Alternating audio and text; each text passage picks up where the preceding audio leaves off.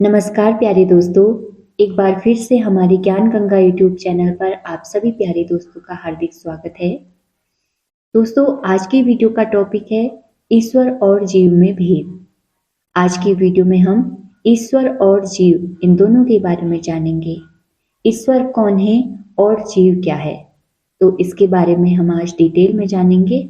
आज की वीडियो बहुत ही ज्ञानवर्धक है, इंटरेस्टिंग है, तो कृपया अंत तक बने रहिएगा और ध्यानपूर्वक देखिएगा। आइए आज की वीडियो को शुरू करते हो। परबस जीव स्वबस भगवंता, जीव अनेक एक श्रीकंता। संसार में जितने भी जीव हैं, नाना प्रकार के प्राणी हैं, वे सब उस एक परमात्मा के अनेक रूप हैं। फर्क केवल इतना है कि जब वह परबस यानी बेबस होता है तो उसे जीव समझो, और जीव जब स्वतंत्र होता है तो वह परमात्मा का ही स्वरूप हो जाता है। अब यहाँ पर परबस और स्वबस क्या है, इसे समझना भी जरूरी है। आइए इसे समझते हैं। काकभुसुंडी जी गरुड़ जी को समझाते हुए कहते हैं, यद्यपि क्षुधा भेद कृत माया, छूट ही नहीं राम की दाया। ये माया केवल एक भ्रम मात्र है, लेकिन बिना प्रभु की कृपा के ये छूटती नहीं। बिना प्रभु की कृपा के मनुष्य माया के बंधन से मुक्त हो ही नहीं सकता, यानी स्वतंत्र नहीं हो सकता।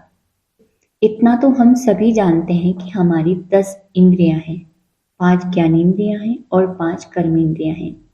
इन 10 इंद्रियों के अपने अपने विषय होते हैं, और हमारा मन इन इंद्रिय विषयों का जब तक गुलाम है तब तक हम स्वतंत्र नहीं हैं, तब तक हम जीव हैं। जब मन अपनी 10 इंद्रियों को अपने वश में कर लेता है तो वो इंद्रियों का राजा कहलाता है।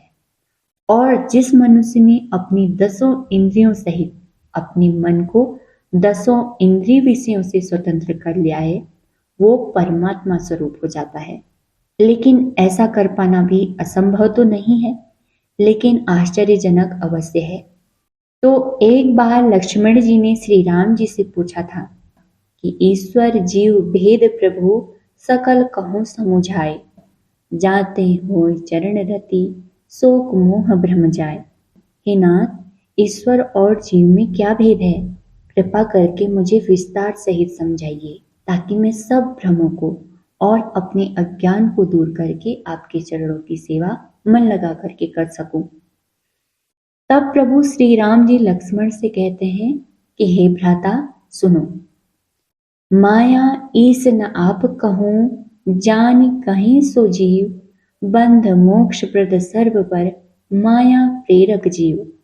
जो मनुष्य माया, ईश्वर और अपने आप को नहीं जानता वह जीव है, और जो कर्म अनुसार बंधन और मोक्ष देने वाला सबसे परे और माया का प्रेरक है वह ईश्वर है।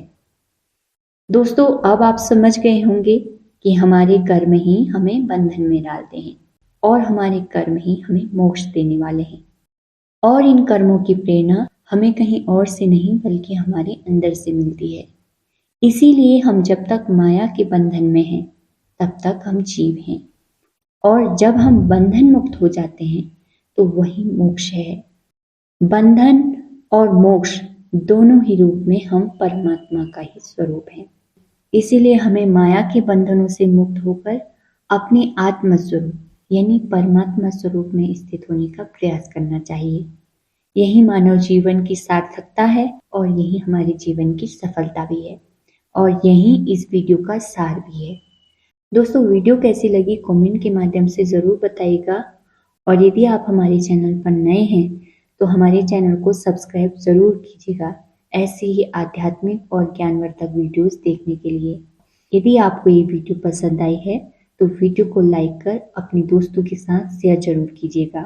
तो मिलती हूँ आपसे एक और नई वीडियो के साथ, तब तक के लिए नमस्कार।